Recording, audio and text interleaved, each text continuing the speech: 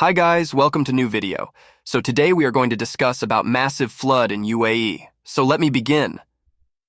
The heavy rains that flooded Dubai this week halted air traffic, damaged buildings and streets, and left climate experts and common citizens asking whether one of the world's hottest and driest cities should be better prepared for extreme storms. Weather forecasters knew days in advance that a major storm was heading for the United Arab Emirates, and authorities issued warnings asking citizens to stay home. Yet its largest city, Dubai, was still brought to a halt this week, with one of the worst rain events in decades flooding streets, homes, and highways.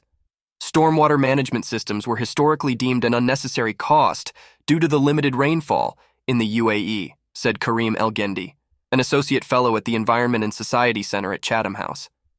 As the variability of rainfall increases across the region, and as the likelihood of such events rises, the economic case for such systems becomes stronger. Human-caused climate change is making extreme weather events like heat and rain more intense, frequent, and harder to predict.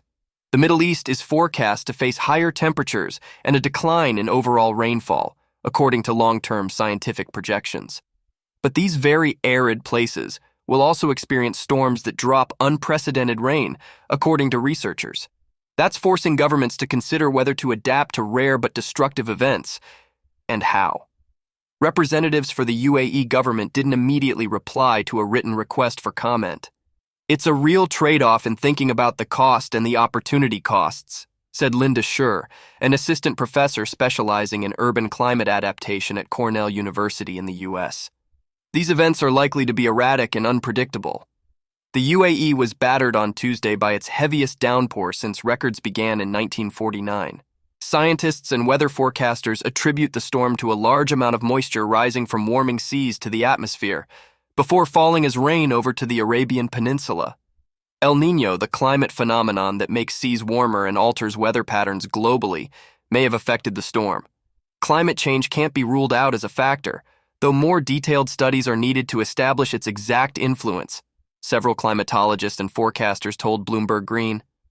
While massive floods like this have occurred in the past, the huge scale and intensity of the rainfall that caused it are exactly what we are seeing more of in our warmer world, said Hannah Cloak, a professor of hydrology at the University of Reading in the UK. With so much rain falling all at once, even carefully designed drainage systems will struggle to cope.